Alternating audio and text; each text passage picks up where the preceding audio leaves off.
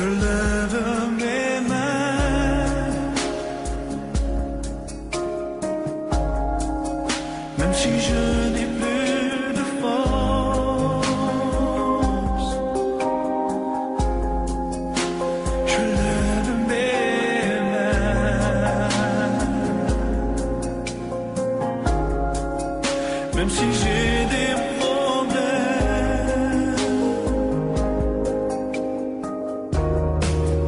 Quand je lève mes mains, je commence à sentir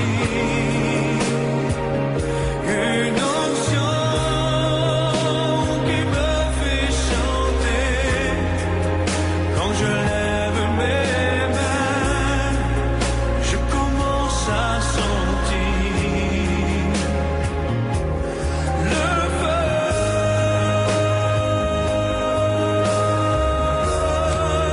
Quand je lève mes mains, mon fardeau s'envole.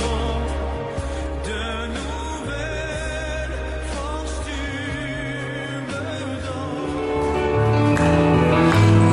Oui, en Jésus, j'ai trouvé que je la paix en Jésus, j'ai trouvé que je la joie en Jésus, j'ai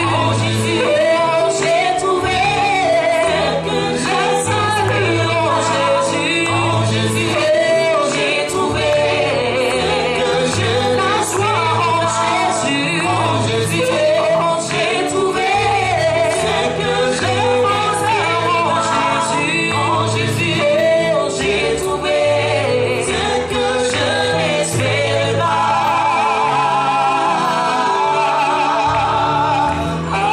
La paix en Jésus, j'ai trouvé que je pensais en Jésus, j'ai trouvé que je l'espère en Jésus, j'ai trouvé que je s'inspire en Jésus, j'ai trouvé que je m'inspire en Jésus, j'ai trouvé que je l'espère en Jésus, j'ai trouvé que je n'espérais pas. Permis de nous rassembler en ce lieu. Seigneur, tu sais que nous n'avons que toi. Tu sais que nous ne comptons que sur toi. Tu sais que nous ne dépendons que de toi, Seigneur. Est-ce que ta grâce, Seigneur, nous soit communiquée, Seigneur, mon Dieu, au travers de ta parole, cette parole qui sera prêchée. Je prie que chaque mot soit imbibé de ta présence, de ton onction, de l'huile qui vient de toi, Seigneur. Laisse que, Seigneur mon Dieu, chaque parole qui sortira puisse toucher, bénir, relever, restaurer quelqu'un aujourd'hui même, Seigneur. Seigneur, je compte sur ton esprit, je compte, Seigneur, sur ta grâce, je compte sur, Seigneur mon Dieu, ton appui et je veux accomplir ton œuvre, Seigneur mon Dieu. Seigneur, je prie que ton nom soit encore glorifié. Laisse que ce lieu soit imbibé de l'onction du Saint-Esprit et tout esprit contraire à toi, Seigneur, je le lie et je le menace et je le chasse loin de ce lieu au nom de Jésus de Nazareth. Et je prie, Seigneur mon Dieu, que la gloire de ta présence vienne davantage régner. Ô Père, ouvre notre esprit à comprendre ta parole. Ouvre notre intelligence. Ouvre, Seigneur, notre entendement spirituel, Seigneur, car nous voulons recevoir ce que tu as prévu pour nous, ce que tu as, ô Dieu, ô Alléluia, préparé pour nous. Au nom puissant de Jésus-Christ. Amen. Amen. Salut ton frère de gauche et de droite. Salut ton frère, ta soeur. Pose-lui la question, est-ce que ça va?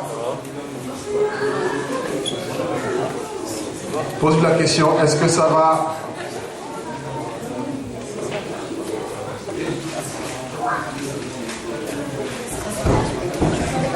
Tout le monde va bien?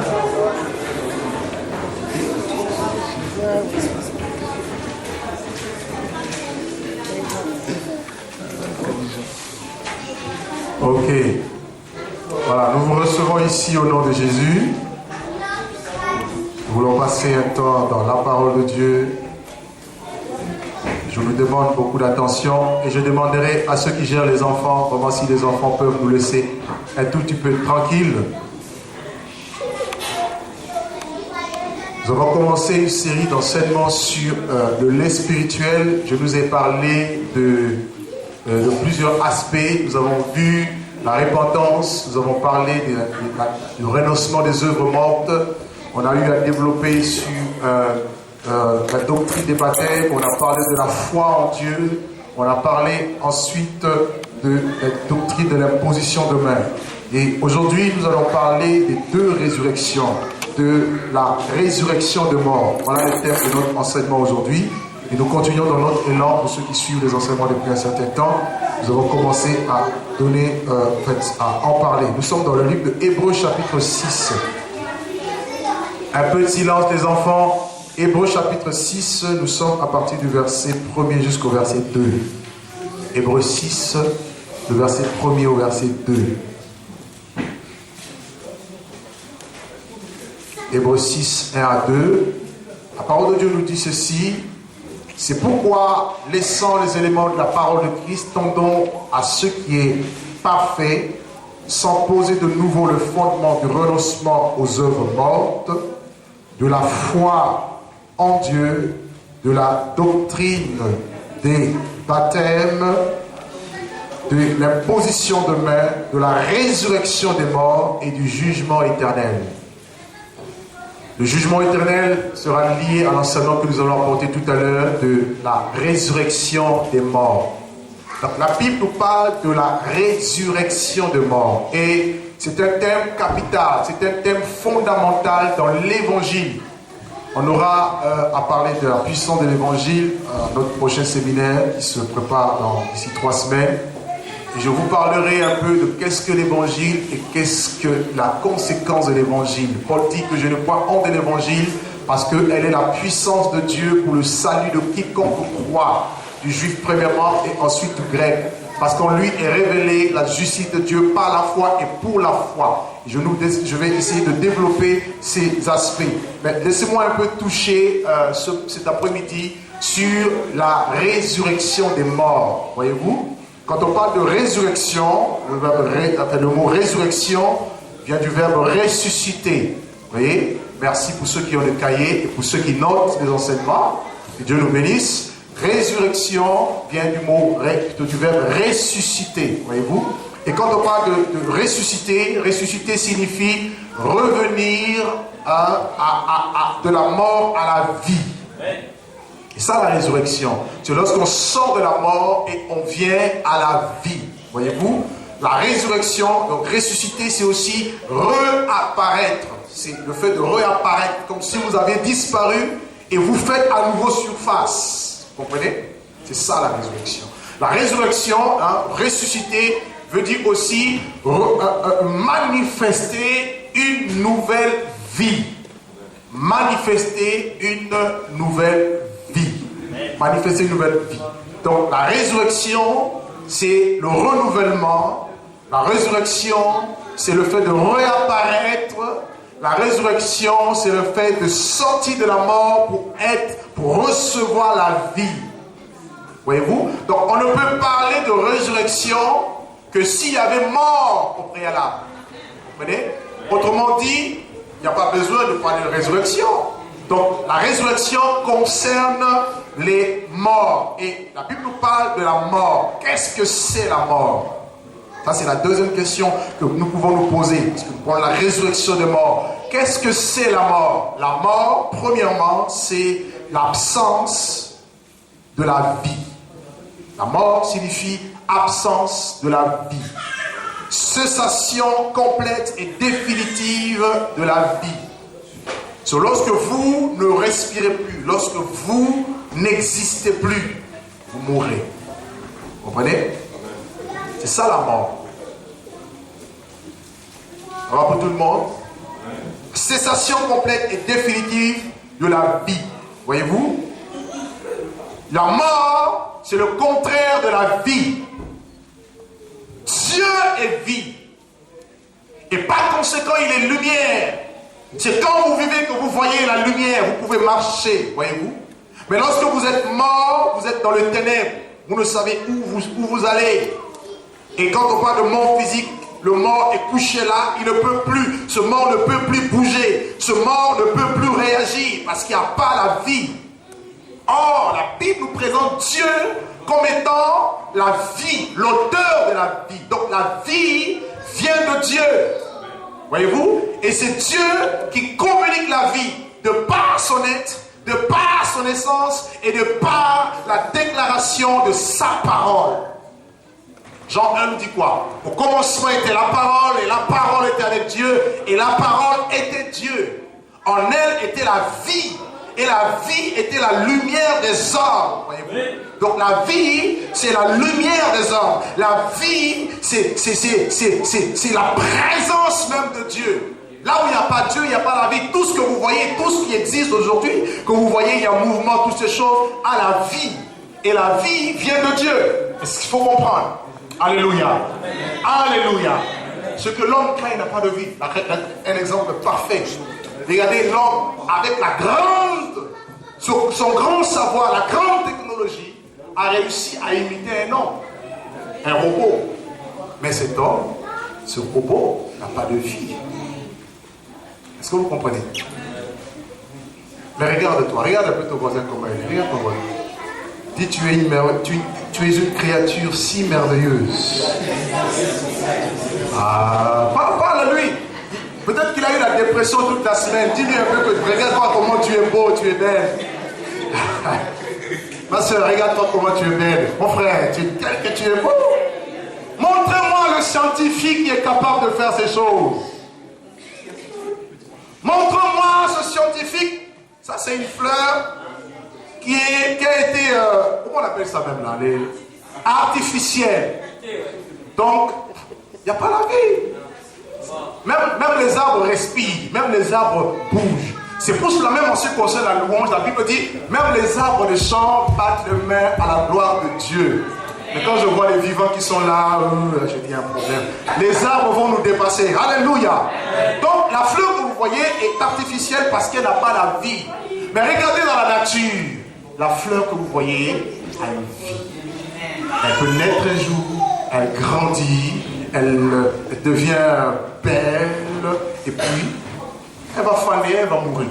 Vous comprenez? C'est le processus. Et la mort, je vais essayer d'expliquer, qui a même affecté la nature que vous avez aujourd'hui, c'est la conséquence du péché de l'homme. Parce que l'homme avait péché, que la mort a atteint même la nature. Vous comprenez? Donc la mort, c'est l'absence de vie. Or, Dieu est la vie, Dieu communique la vie. Prenez deux passages avec moi qui expliquent ces choses. Dans Actes chapitre 17. Actes chapitre 17, nous lisons le verset 24 au verset 25. Acte 17, le verset 24 au verset 25. Et nous allons lire aussi le verset 28. La Bible dit, le Dieu qui a fait le monde et tout ce qui s'y trouve, étant le Seigneur du ciel et de la terre, n'habite point dans les temples faits de main d'homme. Il n'est point servi par des mains humaines comme s'il avait besoin de quoi que ce soit. Lui qui donne à tous la vie, la respiration et toutes choses. Donc la Bible vous présente ici Dieu qui donne à tous la vie, la respiration et toutes choses. Et le verset 28 nous dit, car en lui, nous avons la vie, le mouvement et l'être. Amen. Romains chapitre 4. Romains chapitre 4. Romains chapitre 4. Et nous lisons le verset 17. Le verset 17 nous dit quoi? Il dit, je t'ai établi père d'un grand nombre de nations. Il est question ici d'Abraham. Il est notre père devant celui auquel il a cru, qui donne la vie aux morts et qui appelle les choses qui ne sont point comme si elles étaient. Amen. Est-ce que vous comprenez un peu? Donc la Bible nous dit que Dieu, c'est lui qui donne la vie à tous, tout ce qui existe. Voilà pourquoi dans Genèse, on nous dit que Dieu va commencer l'œuvre de la création. Lorsque la terre était informe et vide, Dieu va appeler la lumière, que la lumière soit et la lumière fut. Dieu sépare le jour de la nuit. Dieu sépare les ténèbres de la lumière. Et Dieu commence l'œuvre de la création. Une seule parole suffisait pour que Dieu appelle à l'existence et la chose arrivait à la vie. Il a créé le ciel, il a créé les étoiles, il a créé la lune, il a créé le soleil, tout ce que vous voyez, tout ce qui existe. Il a créé les plantes, il a créé les montagnes, tout ce que vous voyez. C'est l'œuvre de la création de Dieu. La démonstration de sa toute-puissance, de sa gloire infinie. Et le 6e jour, Dieu crée l'homme. Genèse 2.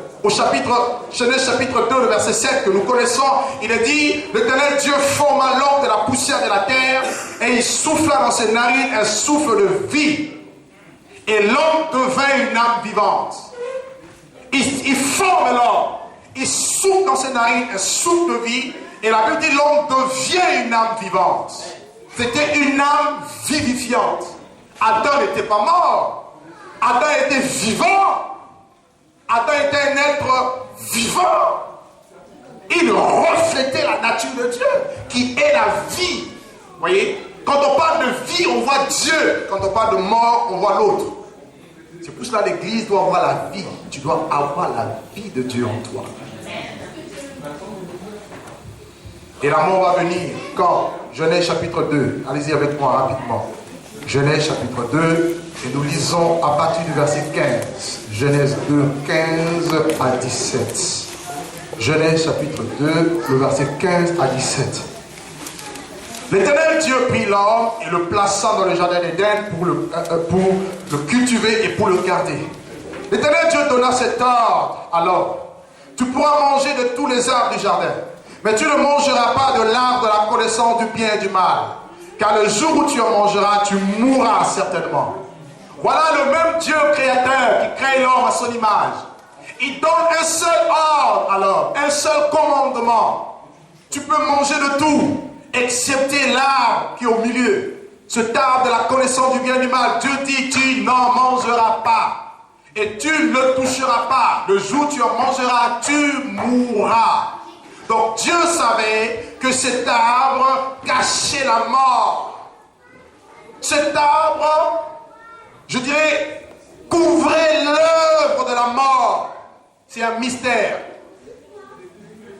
Et le jour où Adam et Ève ont mangé de cet arbre, ils sont morts. Et la Bible nous parle de 3 types de morts. Voyez-vous, à partir de ce moment que la mort est venue dans l'humanité. Donc Genèse 3, on nous parle de la désobéissance. Lorsque Adam et Ève ont désobéi, ils ont péché contre Dieu. C'est là que la mort est venue. Et la Bible nous présente 3 types de morts, 3 sortes de morts. La première mort, c'est la mort spirituelle. Pourquoi? Parce que tu es composé en tant qu'homme, femme, de 3 parties, tel que tu es. La Bible dit, dans 1 Thessaloniciens 5, verset 23, que nous avons en nous une âme, un esprit et un corps. Tu es une âme, tu es un corps et tu as un esprit. Voyez-vous? Et c'est ton esprit qui reçoit la vie, ton âme aussi et ton corps. Mais à partir du péché, voyez-vous, le péché a emmené la mort dans la race humaine. C'est pour cela il est écrit dans Romains 6, 23 que le salaire du péché, c'est la mort. La rétribution, la conséquence du péché, peu importe le péché, c'est la mort. Et cette mort, elle arrive d'abord sur le plan spirituel. Et la mort spirituelle, c'est lorsque ton esprit n'est plus en communion avec Dieu, en relation avec Dieu, car nous avons été créés pour cela. Jean 4 le dit, Dieu est esprit, et il faut que ceux qui l'adorent, l'adorent en esprit et en vérité. Il dit, Dieu cherche des adorateurs, des vrais adorateurs. Il veut des hommes et des femmes qui vont le servir avec leur esprit, leur âme et leur corps. Mais Satan le sait. C'est pour cela qu'il pousse les hommes à pécher, à désobéir à Dieu. Et une fois que l'on désobéit à Dieu, on meurt. tu peux marcher, tu peux parler, tu peux faire ta vie, mais tu es sur le plan spirituel et mort. Et toutes les personnes qui n'ont pas Jésus, que vous voyez, c'est pas moi qui le dis, c'est la Bible qui le dit, ce sont des morts. Ils sont morts sur le plan spirituel. Amen. Et la deuxième mort dont nous parle la Bible, c'est la mort physique. Prenons Genèse chapitre 3, le verset 19. Genèse 3, verset 19. Regardez ici ce que Dieu dit. Après que l'homme et la femme aient péché, Dieu va déclarer une série de sentences. Il va dire, c'est à la sueur de ton visage que tu mangeras du pain, jusqu'à ce que tu retournes dans la terre, d'où tu as été pris, car tu es poussière, et tu retourneras dans la poussière. Donc à partir du péché, le corps de Adam et Ève ont été dégradés. Dieu n'avait pas créé l'homme pour que l'homme meure. Non. La mort est venue avec le péché. Et Dieu dit, parce que tu as péché, sache que tu retourneras dans la poussière. Voilà pourquoi vous voyez les hommes mourir aujourd'hui. À partir de Genèse 3, les hommes ont commencé à mourir. Et que tu le veuilles ou pas, tu mourras. Alléluia. Ah, je sais que ce n'est pas une bonne nouvelle. On va en dire par mail, c'est gloire. Je comprends. Parce que personne ne veut mourir. Mais tu mourras quand même. Dis à ton ami, tu mourras quand même.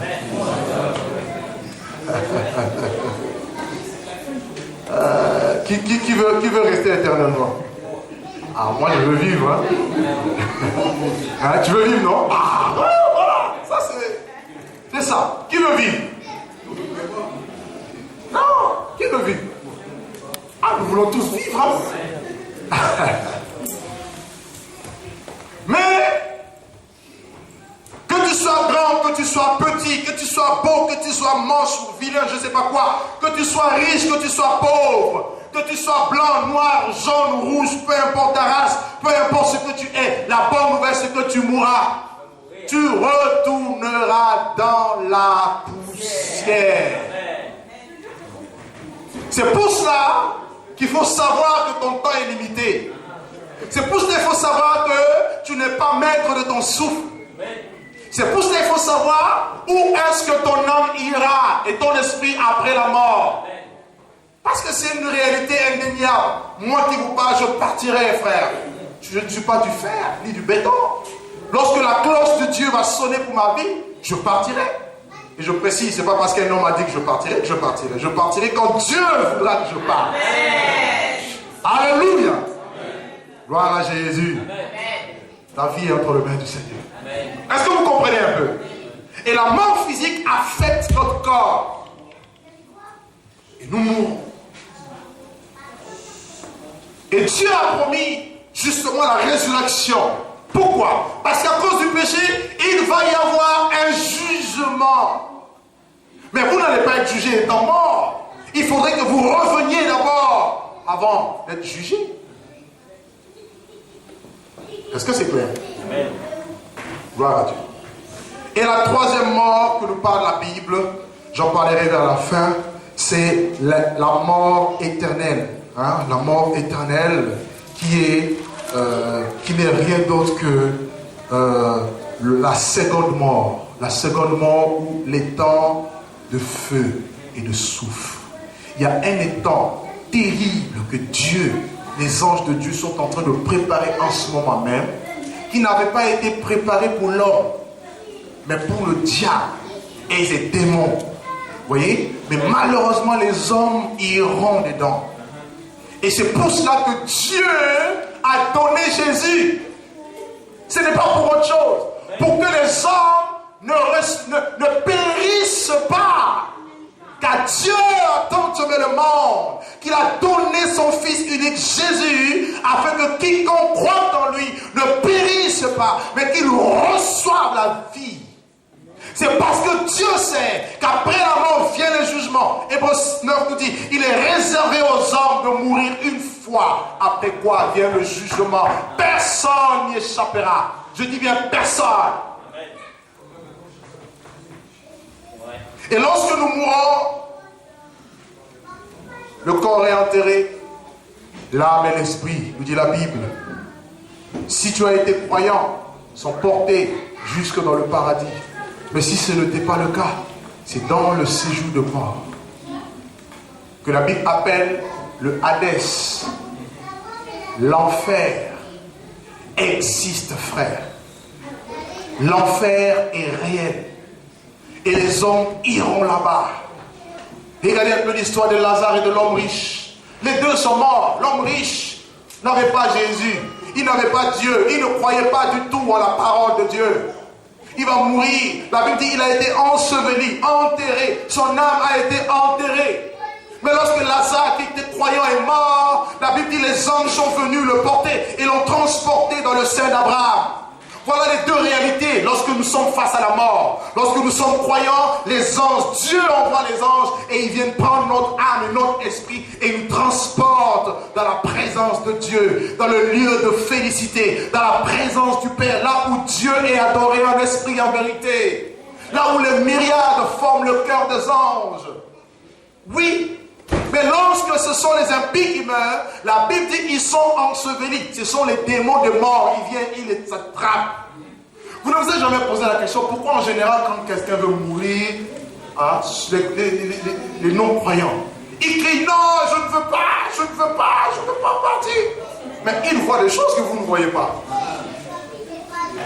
Ils voient des démons. Vous avez déjà regardé le film Ghost? Vous connaissez Ghost? Ah, on dit science-fiction, tout ça. C'est pas la fiction, hein? C'est la réalité. Si tu n'as pas Jésus, les démons viennent. Le démon de mort, c'est comme... ce démon, si Dieu vous ouvre les yeux, a la forme d'un squelette humain, revêtu d'une cagoule, hein, d'un manteau noir. Et ce sont ces démons que le diable envoie.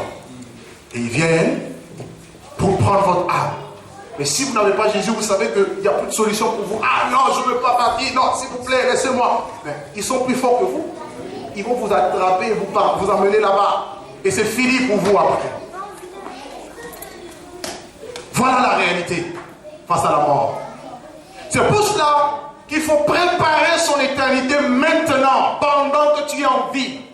Et ne pas jouer avec ta vie. Nous ne venons pas nous amuser. Nous ne venons pas chercher Dieu, enfin passer notre temps en vain. Non, c'est parce que nous avons compris ce qui est après la mort. Vous avez des jeunes comme moi qui meurent. Vous avez des vieilles personnes qui meurent. Vous avez des enfants qui n'ont rien fait, qui meurent. Donc la mort touche toutes les catégories de personnes. Et personne ne peut y échapper. Mais le problème c'est après. Alléluia. Dieu seul est vie. Et Dieu seul communique la vie. Dieu seul ressuscite. Alors, par rapport à la résurrection, je veux nous parler de deux types de résurrection. Et il y a eu des prophètes dans la Bible qui ont eu la révélation de ces résurrections. Et Jésus-Christ lui-même va le confirmer. Allez-y avec moi dans le livre de Ésaïe, au chapitre 26. Donc nous allons parler d'abord des prophéties concernant la résurrection des morts. Hein? Prophéties concernant la résurrection des morts. Que dit la Bible à propos? Alors nous sommes dans le livre de Ésaïe. Ésaïe chapitre 26.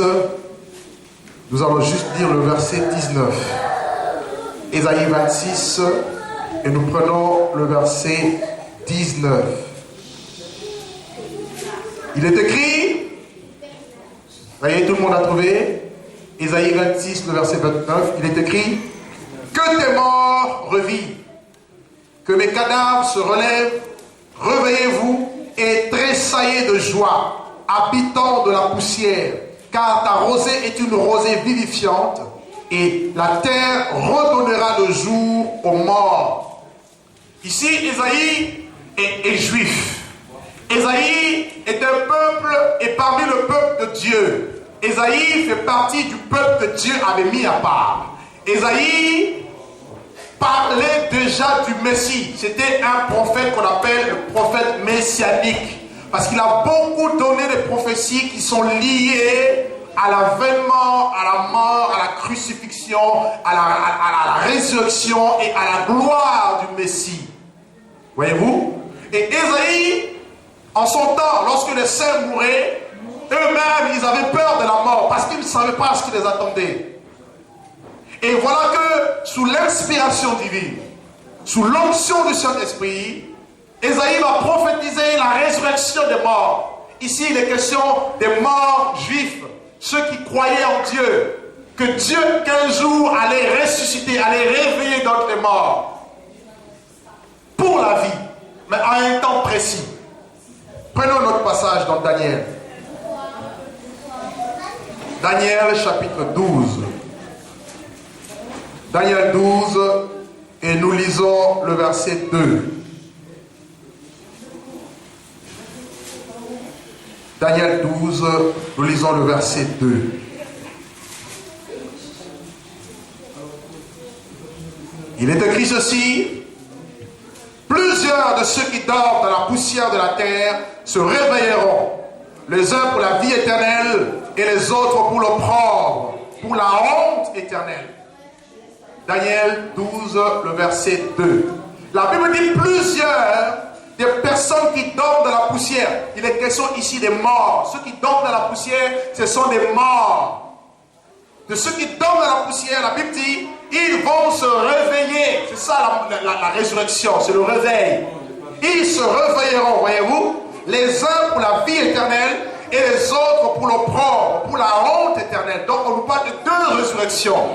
Une résurrection qui concerne les personnes qui vont hériter de la vie, et une autre résurrection qui concerne ceux et celles qui vont hériter de la mort, du jugement éternel, de la honte, de l'opprobre.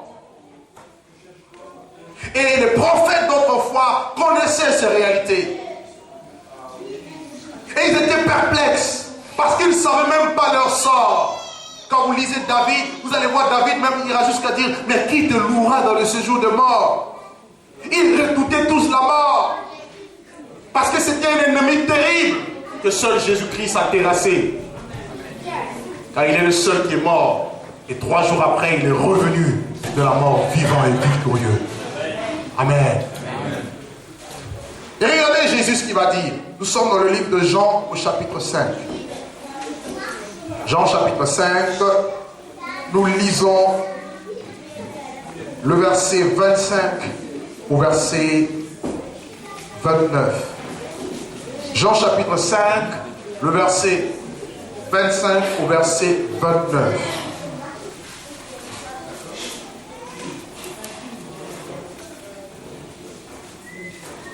Il est écrit ceci: en vérité, je vous le dis, l'heure vient, et elle est déjà venue, où les morts entendront la voix du Fils de Dieu, et ceux qui l'auront entendu vivront. Et comme le Père a la vie en lui-même, ainsi il a donné au Fils d'avoir la vie en lui-même.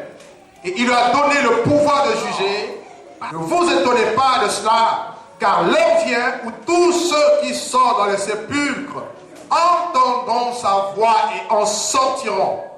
Ceux qui auront fait le bien ressusciteront pour la vie, et ceux qui auront fait le mal ressusciteront pour le jugement. Alors ici, Jésus-Christ nous parle de la résurrection. Cette parole constitue la base même de ma vie, de mon appel, de mon ministère. Il dit, l'heure vient où tous ceux qui sont dans les sépulcres, tous ceux qui sont dans les tombeaux, entendront la voix du Fils de Dieu. Ces morts que vous voyez, ils ont besoin d'entendre la voix du Fils de Dieu. Et dit, ceux qui l'auront entendu vivront. Ceux qui accepteront la voix de Dieu, ceux qui accepteront, il a dit ici aujourd'hui vous entendez sa voix, n'endurcissez pas votre cœur comme au jour de la révolte.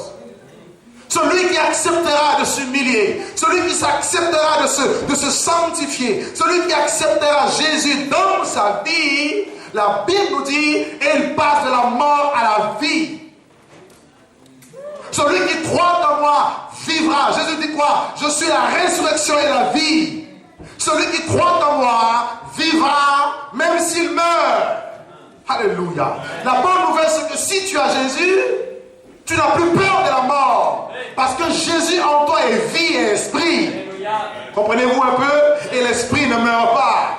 La Bible dit, si l'esprit qui a ressuscité Jésus, donc le mort habite en vous, le même esprit vous ressuscitera aussi. Si l'esprit de Dieu vous imprègne, si la présence de Dieu vous remplit, si l'onction de l'esprit de Dieu vous vivifie. J'aime bien l'histoire d'Élisée. Élisée dans la tombe. Élisée déjà décomposé. On amène un mort. Le mort atterrit là où il y avait la tombe d'Élisée. Au contact des os d'Élisée, le mort reprend vie. Où est-ce que vous avez vu cela? Ça s'appelle la puissance de Dieu. Non, vous ne comprenez pas. Je veux glorifier Dieu. Ça s'appelle la puissance de Dieu. Car jamais un mort n'est revenu à la vie, mais un seul a triomphé de la mort. Et on a mis des tombeaux, on a mis plutôt des gardes devant le tombeau, on a mis une grosse pierre, on a dit non, on verra par quelle route il sortira. Mais Dieu a envoyé un ange qui a déplacé, qui a roulé la pierre. Mais Jésus était déjà ressuscité. Quand le temps était arrivé, par la puissance de Dieu, la gloire de Dieu avait pénétré ce corps, et Jésus n'était plus dans le tombeau, et Jésus était ressuscité. Les gens qui sont rentrés dans la tombe, ils ont juste constaté que le tombeau était vide. Tu vois, la puissance de la résurrection permet à ce que les hommes constatent que tu n'es plus là où on t'avait mis. Les gens t'ont mis dans une boîte, mais tu n'es plus dans une boîte. Les gens t'ont mis dans un cadre, mais tu n'es pas dans ce cadre. Les gens ont dit non, jamais elle ne réussira, mais tu réussis. Jamais elle va percer, mais tu perces. Jamais elle sera guérie, mais tu seras guéri. Jamais elle sera bénie, mais tu as la bénédiction. C'est ça la puissance de la résurrection que le diable redoute. La seule puissance ultime. Vous savez pourquoi aussi Abraham a été appelé père de la foi? Si vous lisez dans Genèse 22, Dieu avait demandé à Abraham de sacrifier son fils. Mais Hébreux 11 nous dit quoi? Abraham pensait que Dieu était puissant, même pour ressusciter les morts. Amen. Ah, Jésus de Nazareth, Jésus crucifié à la croix, Jésus roi des rois, Seigneur des seigneurs, Jésus prince de la vie. Abraham perdait la foi parce qu'il pensait, il croyait. À cette époque, il n'avait jamais vu un exemple de quelqu'un qui était ressuscité. Mais il avait une telle foi que le Créateur est aussi le restaurateur, que le Créateur est aussi celui qui te ressuscite. Il dit, j'étais mort au passé et je suis vivant au siècle des siècles. Je tiens dans mes mains les clés de la mort et du séjour de mort. Il n'y a rien qui ne soit impossible à Jésus. Il n'y a rien qui ne soit impossible face à la puissance de la résurrection. C'est pourquoi le diable le sait. C'est pourquoi le diable te combat. C'est pourquoi le diable t'attaque. Parce qu'il ne veut pas que cette puissance soit manifestée. Mais elle est en toi. Laisse-la juste agir. Parce que la Bible dit quoi? Dieu l'a déployé, cette puissance en Christ, en le ressuscitant dans les morts. Ouh. Jesus Christ. On dit Lazare est mort. Il n'y a plus rien à faire. Ôtez la pierre. Jésus, c'est vrai, tu es le Messie. Mais en Israël, il fait trop chaud. 4 jours dans la tombe, il sent déjà. Il sent déjà. Trop tard. Trop tard. Trop tard. C'est fini. Tu as vu ton âge, toi tu vas servir encore Dieu. Oh, vieille que tu es. Trop tard. Vieux que tu es. Trop tard. Mais il suffit juste d'obéir. Amen. Ils ont ôté. Il a dit Lazare, sors. Qu'est-ce qui s'est passé? Est-ce que le corps de Lazare avait pourri et ce corps a été rétabli? La Bible ne dit pas, je ne sais pas. Mais ce que je sais, c'est que pourri ou pas, 4 jours, c'est quand même compliqué. Mais il est quand même sorti de la tombe. Et c'est pour cela, parce que Jésus est puissant, parce que Jésus, celui qui a la puissance de la résurrection, la Bible dit que Dieu l'a établi juge des morts et des vivants. 2 Timothée chapitre 4, prenez avec moi le verset 1er. 2 Timothée chapitre 4, verset 1er. Regardez ce que Paul dit ici. 2 Timothée 4, le verset 1er nous dit: je t'en conjure devant Dieu et devant Jésus-Christ qui doit juger les vivants et les morts, et au nom de son avènement et de son royaume. Voyez-vous? Donc Jésus, celui qui va juger les morts et les vivants. Et prenez avec moi Actes chapitre 24. Acte 24, nous lisons le verset 14 au verset 15. Acte 14, le verset, plutôt 24, le verset 14 à 15. La parole de Dieu nous dit ceci: je t'avoue bien que je sers le Dieu de mes pères, selon la voie qu'ils appellent une secte, croyant qu'il est écrit dans la loi et dans les prophètes, et ayant en Dieu cette espérance, comme ils ont eux-mêmes, qu'il y aura une résurrection des justes et des injustes. Voyez? Donc ce passage de Acte 24, principalement le verset 15, nous précise qu'il va y avoir 2 résurrections. La première, c'est la résurrection des justes. Et la deuxième, c'est la résurrection des injustes. Alors, voyons un peu la première. Vous notez, premier point, la première résurrection. La première résurrection.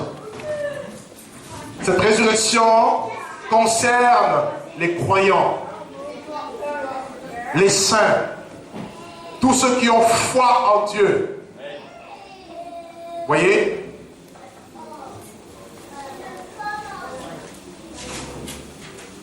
Et cette résurrection se fera en 2 phases. La première phase, ça sera à l'enlèvement de l'Église. La première phase de la première résurrection se opérera à l'enlèvement de l'Église. Et nous savons que Jésus revient nous chercher. Voyez? Et regardez ce qu'il est écrit. Prenons 2 références dans 1 Thessaloniciens, chapitre 4. 1 Thessaloniciens 4, à partir du verset 13 jusqu'au verset 17. Là, nous voyons la première phase de la première résurrection.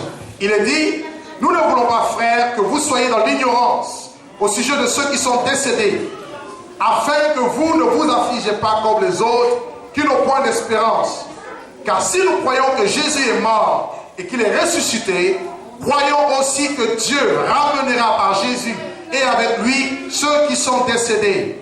Voici en effet ce que nous vous déclarons d'après la parole du Seigneur. Nous, les vivants restés pour l'avènement du Seigneur, nous ne dévancerons pas ceux qui sont décédés. Car le Seigneur lui-même a un signal donné à la voix d'un archange, et au son de la trompette de Dieu descendra du ciel. Et les morts en Christ ressusciteront. Alléluia. Alléluia. Amen. Et les morts en Christ ressusciteront premièrement. Verset 17. Ensuite, nous les vivants qui serons restés, nous serons tous ensemble enlevés, enlèvement, avec eux, sur des nuées, à la rencontre du Seigneur. Et ainsi nous serons toujours avec le Seigneur. Ainsi nous serons toujours. Paul dit quoi ici? Il voyait les chrétiens de Thessalonique, lorsqu'ils perdaient les membres de l'église, ces chrétiens étaient affligés, ils étaient abattus. Ces chrétiens avaient oublié leur identité. Alors que lorsqu'on est enfant de Dieu, la mort pour nous ne doit plus nous faire peur. On ne doit plus trembler devant la mort. Est-ce que vous comprenez un peu? Paul dit quoi? Paul dit: Christ est ma vie et la mort m'est un gain. Cela signifie que je peux mourir aujourd'hui. Je sais que si je meurs, je vais directement retrouver mon Père dans le lieu céleste. Je vais directement dans le lieu de félicité. Il dit quoi? Il dit: je suis pressé de 2 côtés. D'une part, j'ai le désir de m'en aller, de partir, ce qui pour beaucoup est le meilleur. Mais à cause de vous, je dois encore rester dans cette chair. Paul était partagé. Il dit: la mort est un gain. Et il regarde les chrétiens, ces chrétiens pleurer, se lamenter. Aïe, Déborah est morte. Aïe, tel est mort. aïe, ceci. Paul dit non, arrêtez un peu. Il dit, je veux vous enseigner un mystère. Ce que ceux qui sont décédés, ils vont ressusciter. Amen.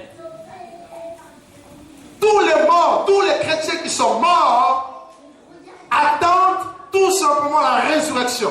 D'ailleurs, la Bible, en ce qui concerne la mort, ne dit même pas qu'ils sont morts. La Bible dit, ils dorment. Il dort. Un jour, j'ai vu un enfant de Dieu qui était mort. Frère, je vous assure, il y avait la joie dans son visage que je ne retrouve même pas sur le visage de beaucoup de vivants. Parce que nous sommes tellement stressés aujourd'hui que le visage est serré, fermé. Au fait, le visage exprimait une telle paix, une telle joie, une telle consolation. Vous sentez que la personne là où elle est heureuse. Par contre, vous avez aussi des morts, quand vous le regardez, le visage, vous dites non, lui là, c'est sûr. Mais bon, Dieu seul connaît le sort, hein. Mais on peut quand même le dessiner, quoi. Tu regardes le visage et tu dis, ah non, celui-là, là, c'est sûr qu'il n'est pas monté. Lui, il est descendu. Bon. Et Pierre, Paul leur dit, non, ne vous affligez pas. Ne soyez pas tristes comme les païens qui n'ont pas d'espérance. Il dit, nous savons que le Seigneur va revenir.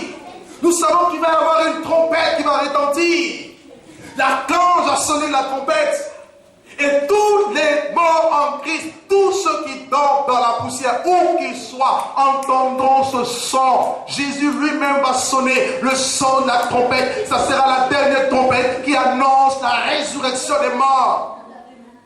Et dans tous les quatre coins du monde, les morts vont ressusciter, premièrement. Et ensuite, nous qui sommes restés, le jour de l'enlèvement, nous allons avoir ce que la Bible appelle la transformation. Nous allons être transformés. Et nous serons ensemble enlevés. Ah! Seigneur, viens nous chercher. Enlevés dans les airs à la rencontre du Seigneur. Et puis, il dit, consolez-vous. Tu ne dois pas être un chrétien quand quelqu'un meurt. Je le vois des fois, tu te roules au sol comme les païens, tu déchires tes vêtements. C'est fini ce temps-là. Dis à ton ami assez. Dis-lui assez. Il y en a après, ils font je ne sais pas quoi, le deuil, enfin, ils vont plus se raser la tête, ils ne vont pas se laver. Tu appelles les démons chez toi.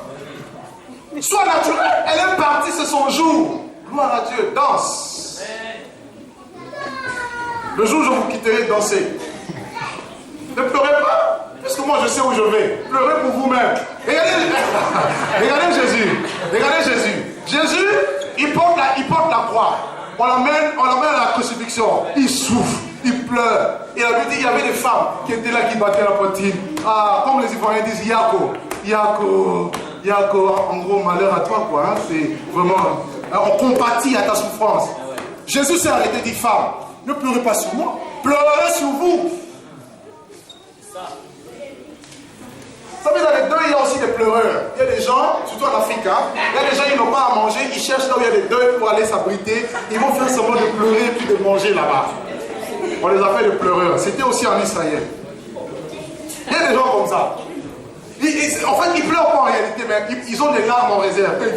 Ils vont pleurer.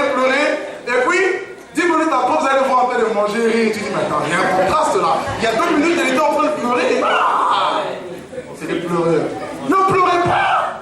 Si un enfant de Dieu meurt, je vous dis, si vous avez assurance que c'était un homme de Dieu, une femme de Dieu, quelqu'un qui marchait avec Jésus, bénissez Dieu. C'est vrai, la souffrance, la séparation est toujours sujet de douleur, c'est vrai, mais ne pleurez pas comme les païens qui n'ont pas l'espérance. Nous avons la bienheureuse espérance, c'est qu'il n'est pas mort, mais il est dans le repos de Dieu, il est dans la félicité de Dieu. Et Jésus a dit, j'y est parti vous préparer une place. Quand je serai allé et que je vous aurai préparé une place, il dit, je reviendrai, je vous chercherai, là, afin que là où je suis, vous y soyez aussi. C'est ça notre assurance. Alléluia. 1 Corinthiens 15. 1 Corinthiens chapitre 15. Versets 51 à 52. Ça, c'est à l'enlèvement. À l'enlèvement, donc, nous allons, en fait, les morts en Christ vont ressusciter. 1 Corinthiens 15, 51 à 52. La Bible nous dit ceci. Voici, je vous dis un mystère. Nous ne mourrons pas tous, mais tous nous serons changés.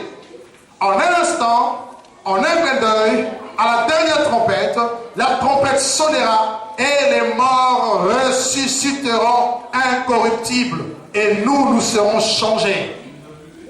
Lorsque la trompette a sonné, la dernière qui est la 7e, tous les morts en Christ, la Bible dit, vont ressusciter incorruptibles. Pourquoi? Parce que dans la première résurrection, Dieu promet de donner à ces morts un corps incorruptible, c'est-à-dire un corps qui n'est pas soumis à la corruption, un corps qui n'est pas soumis à l'infirmité, un corps qui n'aura plus de défauts. Comprenez un peu? Aujourd'hui, nous avons des défauts. Je suis sûr que chacun de nous a un défaut dans son corps. Ah, il y en a. Ah, peut-être je me trompe, hein? Mais je sais qu'il y en a qui... Mais en général, c'est pas ça. Je sais qu'il y en a qui ne s'apprécient pas. Oh, je devrais être un peu mince. Ça, c'est moi, quoi. Dieu m'a aidé, j'ai réussi un peu. On a enlevé un peu la graisse, là. Alléluia. Oui, il y en a qui boitent un peu, ils aimeraient bien être... si jamais Jésus ne te guérit. Il y en a qui ont peut-être des yeux... tu aimerais peut-être avoir des yeux bleus, des yeux marrons. Être plus grand. Ah, voilà. Ouais, c'est ton cas. Tu mérites être plus grand. Ok. Mais gloire à Dieu parce qu'il aime le petit. Parce qu'il dit le petit et le grand. Gloire à Jésus. Alléluia. Vous comprenez un peu? Donc, nous avons des défauts. Et notre corps est soumis à la maladie. La maladie n'est pas de Dieu. Non. Mais Dieu, des fois, permet que nous soyons malades. Tout simplement parce que le péché est là. Et le péché est dans le corps. Vous comprenez un peu? Mais toutes ces choses vont finir. Amen. À la résurrection, il n'y aura personne qui aura un petit défaut. Amen. Gloire à Dieu. Amen. Un corps incorruptible. Un corps qui ne va plus se fatiguer. Un corps qui ne va plus chercher à dormir. Un corps qui n'aura plus faim. Un corps, vous voyez donc, un corps de gloire. Ce que la Bible appelle le corps de gloire. Amen. Le corps est semé corruptible, mais il ressuscite plein de vie, de force, de vigueur. Et ça, c'est la première phase de la première résurrection. Et alors, la deuxième phase de la première résurrection, ça se passera quand? On a vu que la première phase se passe quand? À l'enlèvement de l'église. Bien. Et pendant que nous serons enlevés, au ciel, nous allons faire combien de temps avant de revenir? Les noces en Israël durent 7 jours. Nous ferons 7 ans au ciel. 7 ans de danse, de félicité. Alléluia, alléluia. Jésus m'a sauvé. Ça sera magnifique. Est-ce que vous savez que Dieu aime la fête? Vous êtes là, vous aimez la fête, mais vous dites même pas. Mais tout le temps fête. Mais quand on veut fêter pour Dieu, on est fatigué parce qu'on a trop fêté la veille. Ah, fais comme ça à ton voisin, arrête un peu. Il y en a qui pensent qu'au ciel on va s'ennuyer. La Bible ne nous dit pas tout ce qu'il y a au ciel, mais le peu que la Bible présente, mais la Bible parle de festin. La Bible parle de la joie. La Bible parle de la musique, de la louange. Il n'y aura pas la prédication au ciel. Non. Il n'y aura pas de parole en langue. Il y aura l'adoration, la louange. Et c'est pour cela qu'on doit s'entraîner ici-bas. Au nom puissant de Jésus-Christ. Et nous allons faire 7 ans. Et pendant les 7 ans, il va y avoir la grande tribulation. Principalement en Israël. Et la colère de Dieu qui va s'abattre sur la terre. Et pendant cette période, il va y avoir des gens qui vont se tourner vers Dieu, qui vont se convertir. Et beaucoup parmi eux vont mourir comme des martyrs. Oui, parce que le temps de la grâce aurait touché à sa fin. Je ne parle pas de la grâce elle-même, je parle du temps de la grâce. Le temps où Dieu empêche l'homme impie de se manifester. Le temps où Dieu empêche le mal d'atteindre un tel seuil, le paroxysme du mal. Après, ça sera terrible. Le mystère de l'iniquité agit déjà, nous dit la Bible. Mais il faut seulement que celui qui le retient ait disparu. Alors paraîtra l'impie. Vous voyez ce qui se passe? Parce que avec ces lois-là qu'on est en train de promulguer là aujourd'hui, là, mariage pour tous, si c'est quoi là? C'est pour cela que j'encourage, il faut bien filmer ça, j'encourage à toutes les personnes de s'opposer au mariage homosexuel.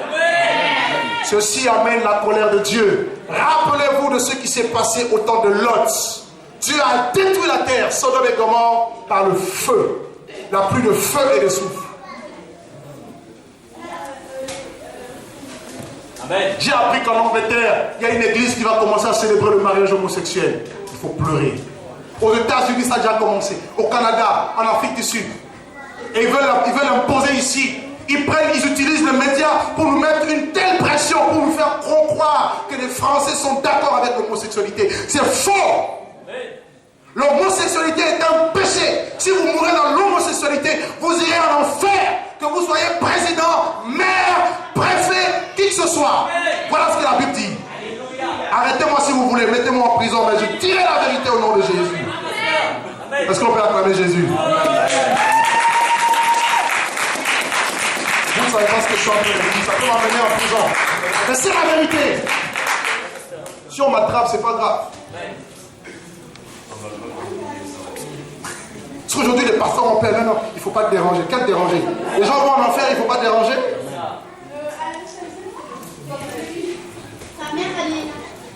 Non, deux papas. Mon papa.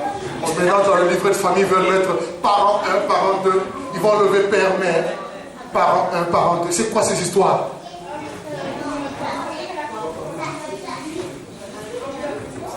Je vois sur un panneau de publicité, Conforama. Deux mamans avec les enfants qui vont au Conforama. Mais c'est pour... Ils sont en train de nous matraquer avec ces images. Pour nous amener à fléchir. Nous sommes comme Lot. On refuse au nom de Jésus-Christ.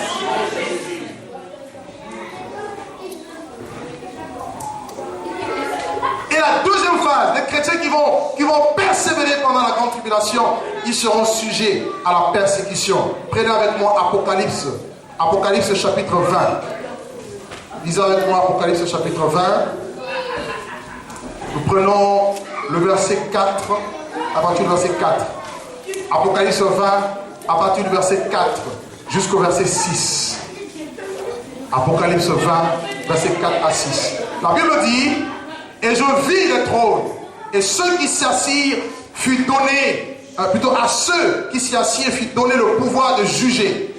Et je vis les âmes de ceux qui avaient été décapités, voyez, à cause du témoignage de Jésus et à cause de la parole de Dieu, et de ceux qui n'avaient pas adoré la bête, ni son image, et qui n'avaient pas reçu la marque sur leur front, ni sur leurs mains. Ils revinrent à la vie, et ils régnèrent avec Christ pendant 1000 ans. Les autres morts ne revinrent point à la vie. Ça, c'est les morts de la deuxième résurrection. Les autres morts ne revinrent point à la vie, jusqu'à ce que les 1000 ans soient accomplis. C'est la première résurrection. Est-ce qu'on peut lire tous ensemble le verset 6? Lisons-le tous ensemble, verset 6, 1, 2, 3. Heureux et saints ceux qui ont part à la première résurrection. La seconde mort n'a point de pouvoir sur eux, et ils seront sacrificateurs de Dieu et de Christ, et ils régneront avec lui pendant 1000 ans. Amen. Amen. Amen. La deuxième phase de la première résurrection aura lieu après justement les 7 ans. Juste avant le millénium. Parce qu'il faudrait que ces morts puissent ressusciter pour régner avec Jésus pour 1000 ans. Jésus va établir son règne ici, sur terre, pendant 1000 ans. Et c'est à ce moment-là que tous ces morts, les morts d'avant la grâce, Ésaïe, Daniel, vous savez qu'Ésaïe avait été scié en deux à cause de la parole de Dieu. Daniel, Ézéchiel, tous ces hommes, Jérémie, qui ont tant souffert pour la cause du nom du Seigneur. Daniel, Shadrach, Meshach, Abednego, Joël, Zacharie, tous ces prophètes d'autrefois. Oui, Joseph, Abraham, Isaac, tous ceux qui sont morts, Moïse, c'est à ce moment-là qu'ils vont ressusciter. Ils vont ressusciter et ensemble nous allons régner avec Jésus pendant 1000 ans. C'est ce que la Bible appelle la première résurrection. Comprenez? Alléluia. Et la deuxième résurrection, c'est 1000 ans après. Donc toutes les personnes qui n'ont pas Jésus, qui n'ont pas eu foi en Dieu, qui n'ont pas pratiqué le bien, ne ressusciteront pas à la première résurrection. Leur part sera à la deuxième résurrection, à la seconde résurrection. Parce que la deuxième résurrection concerne uniquement les impies. Depuis Caïn jusqu'au dernier impie qu'il y aura sur cette terre. Eux n'auront pas à ce que la Bible appelle donc la deuxième résurrection. Apocalypse 20 toujours. Prenez avec moi à partir du verset 11 jusqu'au verset 15. Apocalypse 20, nous lisons le verset 11 jusqu'au verset 15. Ça y est, nous y sommes. Il est écrit ceci. Puis je vis un grand trône blanc, et celui qui était assis dessus. La terre et le ciel s'enfuient de devant sa face, et il ne fut plus trouvé de place pour lui. Et je vis les morts, les grands et les petits, qui se tenaient devant le trône. Des livres furent ouverts, et un autre livre fut ouvert, celui qui est le livre de vie. Les morts furent jugés selon leurs morts, d'après ce qui était écrit dans ce livre. La mer rendit les morts qui étaient en elle, la mort et le séjour des morts rendirent les morts qui étaient en eux, et chacun fut jugé selon ses œuvres. Puis la mort et le séjour des morts furent jetés dans les temps de feu. C'est la seconde mort. Les temps de feu, la Bible appelle la seconde mort. Et quiconque, écoutez bien, quiconque ne fut trouvé écrit dans le livre de vie fut jeté dans le temps de feu. Ceci est la vérité. 1000 ans après, lorsque le diable va faire ce qu'on appelle la dernière révolte, Satan sera déchaîné. Il va essayer de produire une autre guerre, mis à part la bataille d'Armageddon. Il va essayer de contrecarrer le plan de Dieu. Il va essayer de détruire. Il va essayer de casser. Il va essayer de s'opposer à l'œuvre de Dieu. Il va tout essayer pour empêcher la main de Dieu de se révéler et de se manifester. Et la Bible dit, après cela, il va y avoir ce qu'on appelle la deuxième résurrection. Il va y avoir un grand trône. Le roi des rois, lui-même, assis sur un trône, sur son trône de gloire. Et la Bible dit, tous ceux qui sont morts, tous ceux qui étaient morts sans Dieu, écoutez bien, toutes les personnes qui sont mortes sans Dieu, elles vont revenir à la vie pour être jugées. Il y a un jour, quelqu'un m'a dit, mais oui, homme de Dieu, explique-moi un peu. Imaginons que nous sommes en Afrique. Quelqu'un est parti au bord d'une rivière et qu'un crocodile est venu la bouffer et puis le crocodile a été bouffé. Comment ça va se passer? Je dis, Dieu est puissant pour ressusciter et le crocodile et la personne qui a été bouffée. Et si jamais la personne a été incinérée, on avait répandu les cendres de son corps, je ne sais pas, sur la Seine, ou je ne sais pas, Dieu va recomposer la personne. Amen ou pas amen? Je sais que c'est un message qui n'existe pas, je sais. Mais il faut le savoir. Il faut le connaître. Pour que tu agisses ta vie. Pour que tu marches droit avec Dieu, pas avec un homme. Parce que tu peux tromper les hommes, mais tu ne tromperas jamais Dieu. Ils vont ressusciter. La Bible dit quoi? La mer va rendre les morts qui étaient en elle. Toutes les personnes qui ont fait naufrage, Titanic, je ne sais pas quoi, tous ceux qui sont morts dans les mers, dans les océans, la Bible dit vont ressusciter. Toutes les personnes, voyez-vous, qui seulement. La Bible dit que le séjour de mort va rendre le mort qui était en lui. Et chaque homme a un livre. Depuis le jour de ta naissance, il y a un livre qui t'est assigné, qui est écrit. Et dans ce livre est inscrit toutes les actions que tu fais. Depuis le jour de ta naissance jusqu'au jour de ta mort. Si tu as mal parlé à quelqu'un, c'est écrit. Il a mal parlé. Si tu as volé, si tu as menti, si tu as trompé ta femme, ton mari, si tu vis, en fait, peu importe la vie que tu mènes, sache que les actions sont écrites dans ce livre. Et personne ne pourra se fuir, hein, parce que devant la lumière de Dieu, tu ne peux pas te cacher. Toi-même, tu te regardes, tu te vois.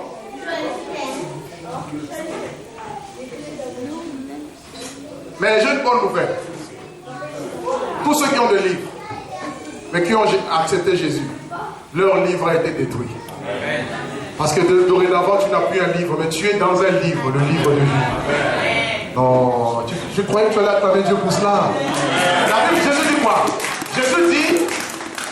Jésus dit, ne vous réjouissez pas de ce que les démons sortent. Réjouissez-vous au contraire de ce que vos noms sont inscrits dans le livre de vie. Qui croit que son nom est inscrit dans le livre de vie? Qui le croit? Alléluia! Oh, tu peux dormir en paix parce que tu sais que ton nom est inscrit par le sang de Jésus. Oh mon Dieu! Tu n'as plus un livre. C'est-à-dire quand Dieu te regarde, Dieu ne te regarde plus. Non, c'était l'ancien Kevin. Non. Si quelqu'un est en Christ, il est devenu une nouvelle créature. Les choses anciennes sont passées et voici que toutes choses sont devenues nouvelles. Donc quand Dieu te regarde au travers du sang de l'agneau. Même quand tu branches, la Bible dit si nous confessons nos péchés, il est fidèle et juste pour nous les pardonner et pour nous purifier de toute iniquité. Si tu as péché, tu as au ciel un avocat, Jésus-Christ le juste. Alléluia!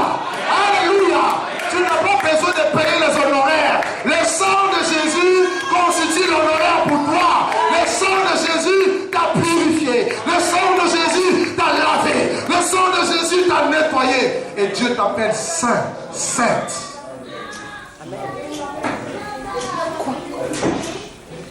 Amen.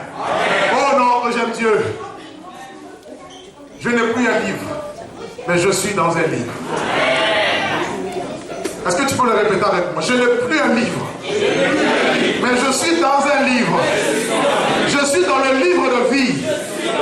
Je suis dans le livre de vie de l'agneau de Dieu qui a été immolé depuis la fondation du monde.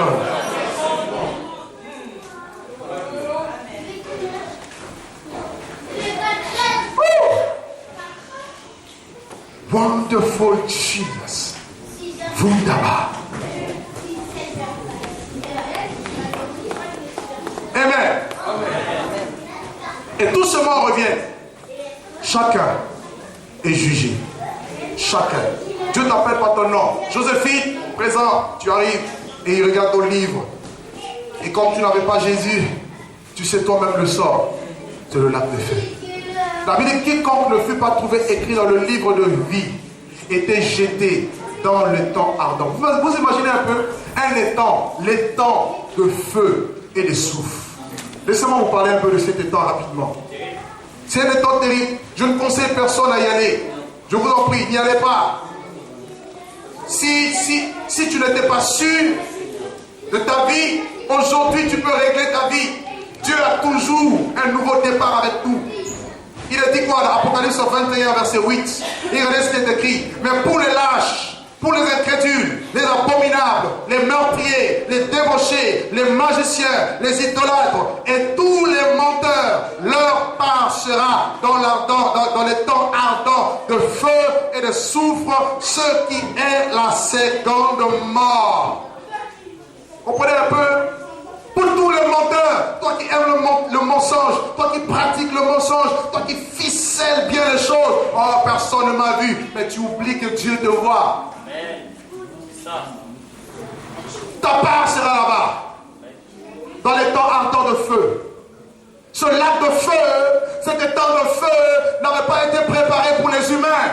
Non, frère. Prenez avec moi Matthieu chapitre 25. Regardez un peu ce que Jésus dit. Les temps de feu.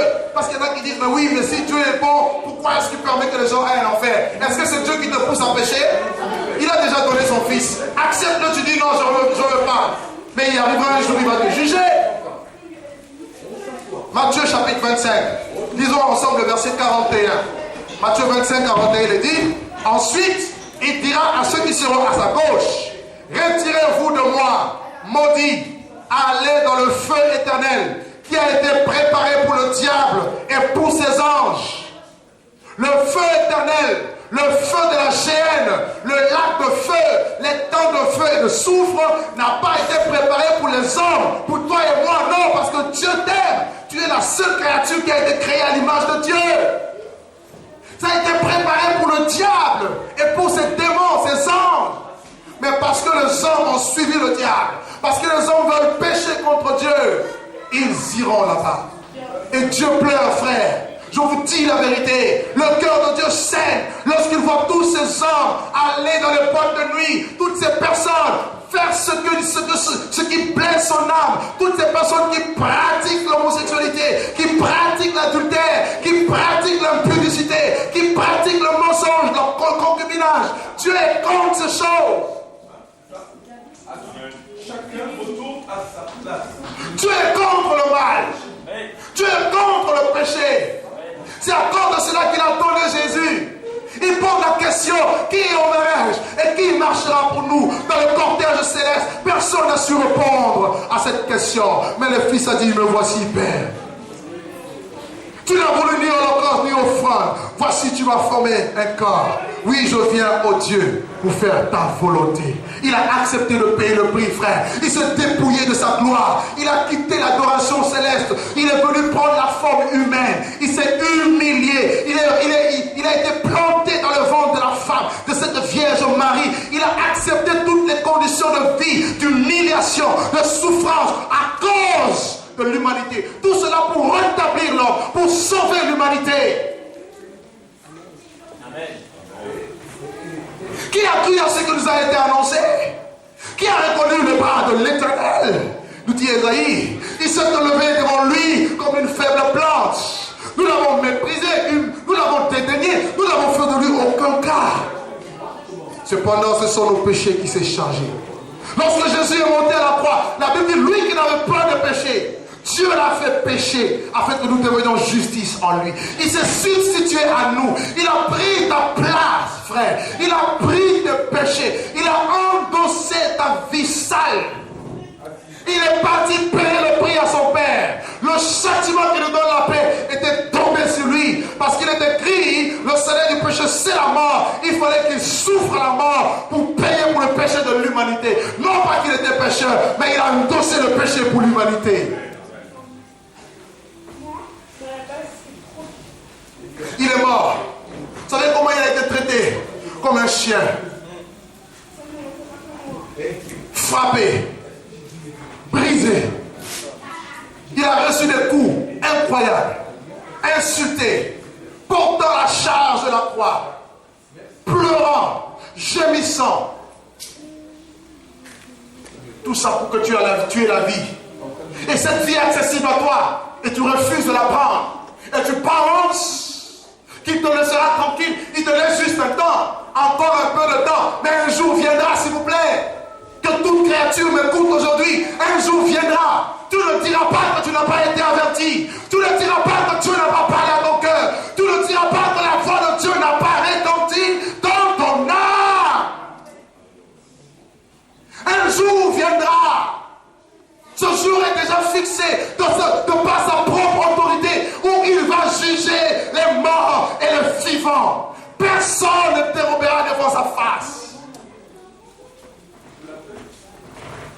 Personne. Vous savez ce qu'Ecclésiaste dit? Dans ce monde, j'ai goûté à tout. J'ai eu l'argent, j'ai eu les richesses, j'ai eu la sagesse, j'ai eu les femmes, j'ai eu la science, la connaissance. Mais à la fin, il dit, Vanité de vanité. Tout est vanité. Crains Dieu. Voilà ce que doit faire tout le temps. Car Dieu amènera en jugement. Écoutez bien. Dieu amènera en jugement toutes les actions des hommes, soit en bien, soit en mal. Je dis, tu peux te cacher. Tu peux être dans la sorcellerie, tu te caches. Tu peux être dans un péché, tu te caches. Tu te caches devant les hommes.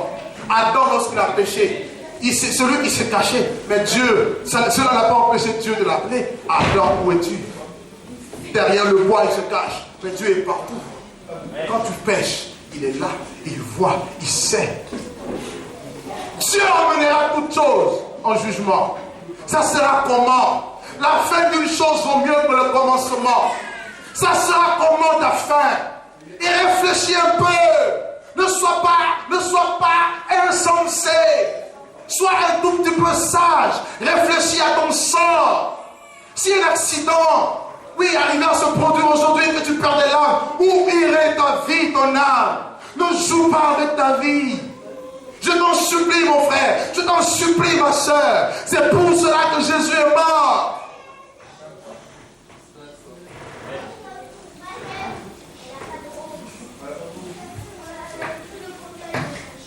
Et au jour du jugement, les hommes rendront compte de toutes les vaines paroles qu'ils auront proférées. Le blasphème, l'arrogance. J'ai une bonne nouvelle pour toi. Tu seras jugé. Et pour ne pas être jugé, il est l'heure pour toi de se ranger derrière Jésus-Christ. Oui, car celui qui croit en lui est passé de la mort à la vie. Il ne viendra plus en jugement. Non, nous ne serons pas jugés. Non, notre jugement, ça sera juste pour recevoir les récompenses. C'est une chose terrible que de tomber entre les mains du Dieu vivant.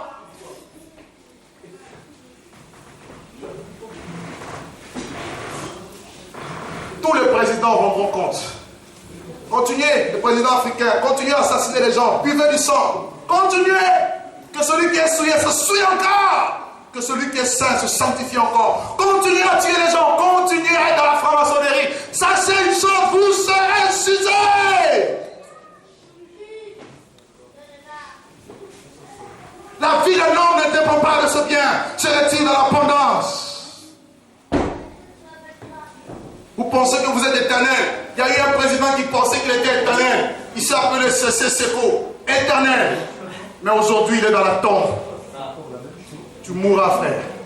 Où est Omar Bongo? Dans la tombe. Où Fouet Boigny? Où est-ce qu'il est? Dans la tombe. François Mitterrand, où est-ce qu'il est? Ce grand maçon, il est où? Dans la tombe, frère. Bush, bientôt. Je prie pour lui qu'il se convertisse avant sa mort. Hugo Chavez, vous ne voyez pas que c'est le jugement de Dieu? Dieu interpelle le monde. Dieu frappe l'humanité. Dieu frappe la terre par des jugements, par des fléaux, par des ouragans, par des tyrannies, pour que le cœur des hommes réfléchisse un peu à son Créateur. On n'a pas le temps pour Dieu. On a le temps pour les futilités. On a le temps pour le péché. On vautre sa vie dans le péché, mais on n'a pas le temps pour Dieu. Une génération perverse et adultère. Dieu va juger cette génération. Je vous l'assure. La France, si tu acceptes l'homosexualité, je te dis, Dieu te frappera. Il n'a pas changé, Jésus. Il est le même hier, aujourd'hui, éternellement. Son jugement est éternel. Son jugement est immuable. Vous croyez qu'avec le péché, Dieu va vous donner un peu de répit avec la crise? Vous vous êtes trompé. Frère, la crise va s'intensifier. C'est pour cela qu'il faut que chaque homme, chaque femme puisse avoir foi en Dieu. Je vous dis la vérité, les temps vont devenir de plus en plus difficiles, durs. Ce n'est pas l'heure de jouer. Ce n'est pas le temps de s'amuser. Jamais un prophète américain, j'ai suivi son message alors que j'étais dans un temps d'épreuve, mais absolue, d'épreuve terrible. Il disait dans son message, it's time to get right with God. It's time to get right with God. Il est l'heure de marcher droit avec Dieu. Dieu l'a repris quelque temps après avoir donné ce message. David Wilkerson, il est dans la présence du Père. Et toi et moi, quelle sera notre fin? Mes amis, Jésus n'est pas un petit enfant. ce petit Jésus que tout le monde va adorer pendant le jour de Noël. Non, frère. D'ailleurs, il n'est même pas né ce jour-là. On se trompe. Une fête commerciale, une fête païenne. Il est né le divin enfant. Alors que vous êtes dans le péché. Vous êtes incrédule. Vous êtes, comment on appelle ça, athée. Non, je suis athée, je ne crois pas, je ne crois en rien. Mais tu crois quand même que l'homme est descendu du singe. Non, nous sommes le fruit de l'évolution. Ah bon? Continue à évoluer. Tu auras peut-être 5-6 mains comme Shiva. Continue.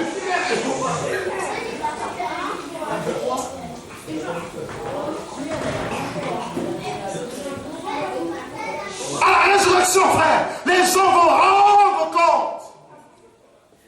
Tu rendras compte de ta vie. Tu rendras compte de tes actes.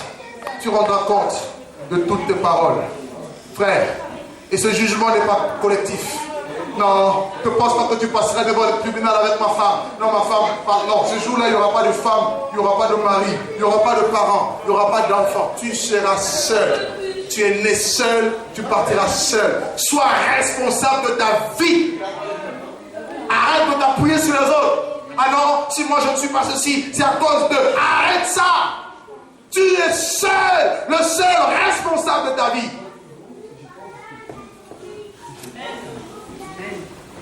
Jésus revient.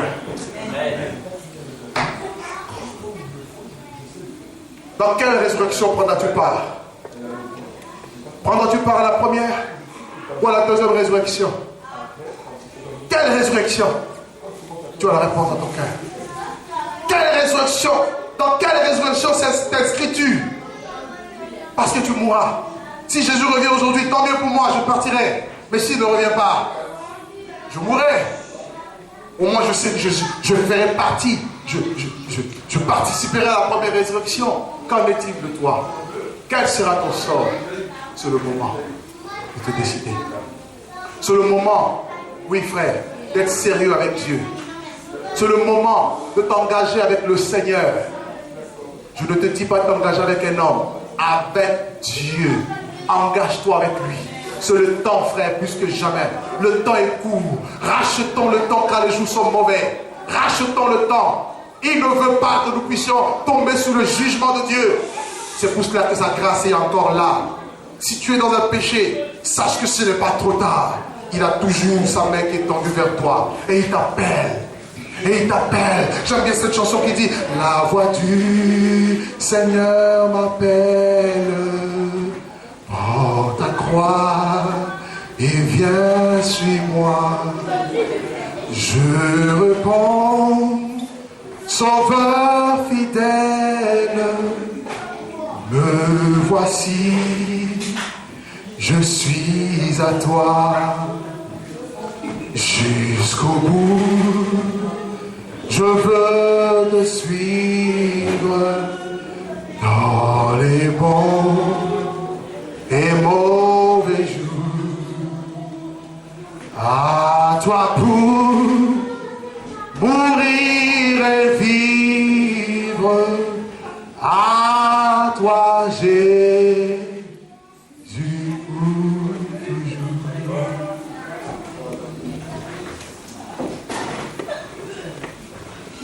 Sa voix nous appelle.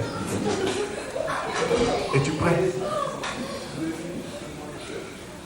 Si tu es là, cet après-midi, je veux finir par là. Et que tu veux mettre ta vie en règle avec Dieu aujourd'hui. Et tu sais au fond de toi qu'il y a des choses qui n'honorent pas Dieu. Parce que Dieu te l'a montré, parce que Dieu te l'a dit. Ou encore parce que tu as entendu cette parole aujourd'hui. Sous l'inspiration de l'Esprit, je crois que l'Esprit de Dieu, tel un miroir, par le canal de sa parole, a pu refléter l'état de ton âme. Et tu as pu voir ce que tu es au fond de toi. Et que tu veux prendre la décision d'abandonner avec quelque péché que ce soit. Lève-toi là où tu es. Il n'y a pas de honte à voir. Alors que je demande à toute la congrégation de fermer les yeux. Si tu es là, je répète encore par l'Esprit de Dieu, si tu es là et que tu veux aujourd'hui mettre ta vie en ordre avec Dieu, Lève-toi là où tu es. Merci Jésus. N'ayez pas honte. Jusqu'au bout, je veux te suivre dans les bons et mauvais jours. À toi pour mourir et vivre. À toi Jésus pour toujours. Si tu es là, lève-toi encore, si c'est ton cas. Amazing grace, how sweet the sound. Approchez vers moi, René. S'il vous plaît. The wretch like me.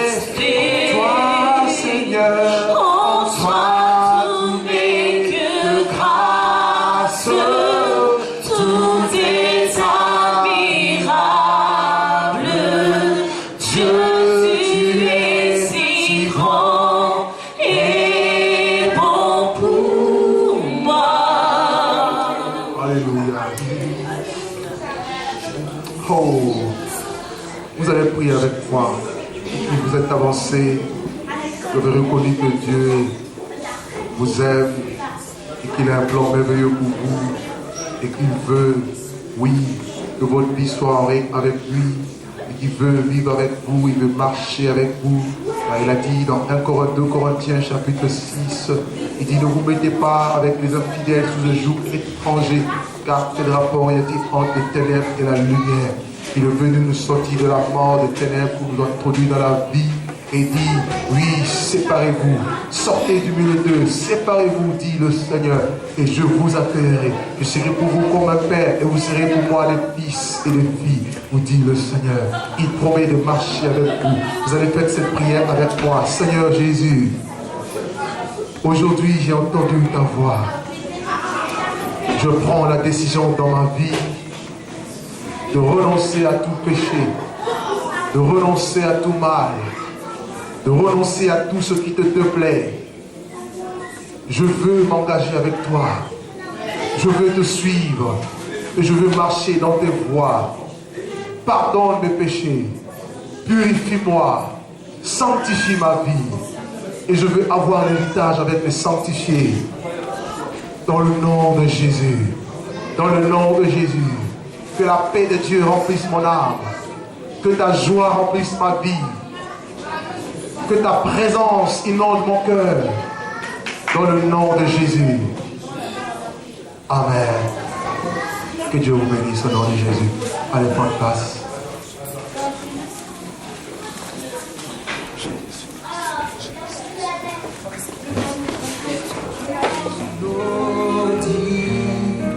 Venu du ciel, un chant doux et merveilleux, tous les anges en harmonie, d'une seule voix célèbre ton nom.